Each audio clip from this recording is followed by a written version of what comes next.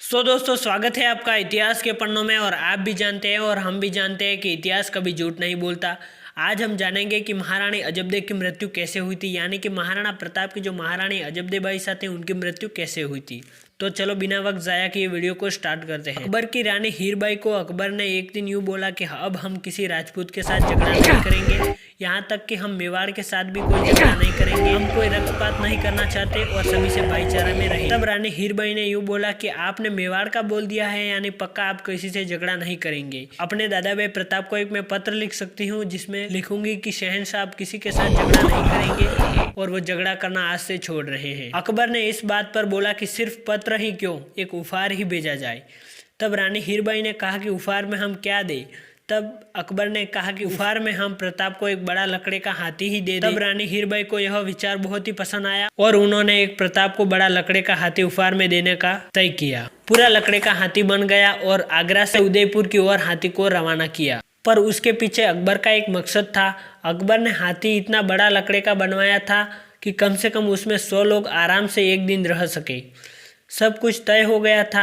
आगरा से वो हाथी भेजा गया। उसमें 15 अकबर के खास सिपह सलार व एक दरिंदा था, जो कि उपहार के बहाने प्रताप को खत्म करने के लिए अकबर ने आगरा से भेजा था। पर रानी हीरबाई इस बात से अवगत नहीं थी, यानी कि रानी हीरबाई को ये सब पता नहीं था। हाथी आगरा से उदयपुर पहुंच गया। वह सभी खुश थे। उधर आगरा से हीरबाई खुश थी और इधर मेवाड़ी भी खुश थे कि राजपूत व मुगल अब कभी झगड़ा नहीं करेंगे। पर हीरबाई को यह पता नहीं था कि हाथी भेजने के पीछे अकबर की एक चाल है। राजपूत हीरबाई के उस पत्र के बहकावे में आ गए कि रानी हीरबाई ने यह हाथी उपहार के रूप में भेजा है। राजपूतों को यह पता नहीं था कि अकबर इस हाथी के सहारे उसका बदला लेगा। अब रात हो गई। कोई खा रहा था, कोई पी रहा था, कोई सोने गया था और कोई तो सो भी गया था। अब महारानी अजबदे जब अपने दर्पण के सामने बैठकर सभी आभूषण निकालकर सोने जा रही थी, तब वो मुगलों द्वारा भेजा गया दरिंदा व उसके साथी हाथी से बाहर निकले और महल के अंदर घुस गए। कुछ सैनिकों को मारा व प्रताप की खोज में ये उधर उधर भागने लगे, लेकिन प्रताप तो उनके हाथ नहीं लगा। पर एक खास जो दरिंदा था वो महारानी अजबदे के कक्ष में चला गया। जैसे ही गया उसने महारानी अजबदे के सीने में खंजर भोंक डाला। फिर किसी सैनिक ने जाकर बताया कि आगरा से आए हुए हाथी से हमला हुआ है महल में और खास करके महारानी अजबदे बाई साहब के सीने में खंजर भोंक दिया है। तब तक सभी राज परिवार वाले अजबदे के कक्ष की ओर दौड़े। तब तक वो दरिंदे भाग चुके थे। पर राणा खेता, भील सरदार, चंद्रसेन, झालाजी आदि सामंत उन दरिंदों को खोजने के लिए मेवाड़ से बाहर गए। पर उस दरिंदे ने खड्डा खोदकर ऊपर लकड़ी व घास फूस बिछाकर उसके नीचे छुप गया था। यहाँ तक कि राजपूत उसके ऊपर घूम कर आ गए, पर उनको भनक तक नहीं लगने दी कि उसके नीचे दरिंदा है। वह राजपूत सभी उन पर खड़े थे, पर दरिंदों ने दोनों हाथों से राजपूतों का वजन उठा लिया उस लकड़ियों के सहारे। राजपूतों ने थोड़ी देर इधर उधर खोजा, बाद में महल लौट गए।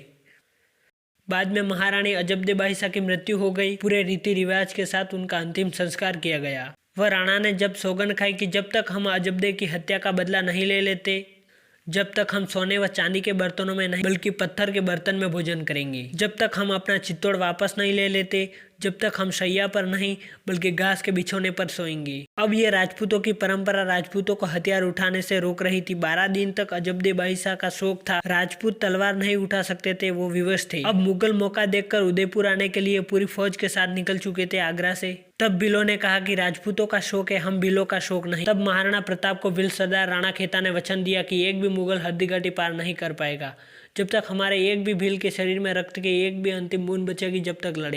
जब हल्दी घाटी में भील मुगलों के सामने आए तो मुगलों ने भीलों का मजाक उड़ाया कि हम 1 लाख है, ये मात्र 500-600, ये हमारा क्या बिगाड़ेंगे। भीलों को जंगलों का बहुत ही अनुभव था। वो भीलों ने हल्दी घाटी की दरारों में रहकर मुगलों की 10,000 की सेना को सफाया कर दिया। उतने में अफगान आ गए और अफगानों ने और भीलों ने मिलकर हल्दी घाटी मुगलों को पार नहीं करने दी।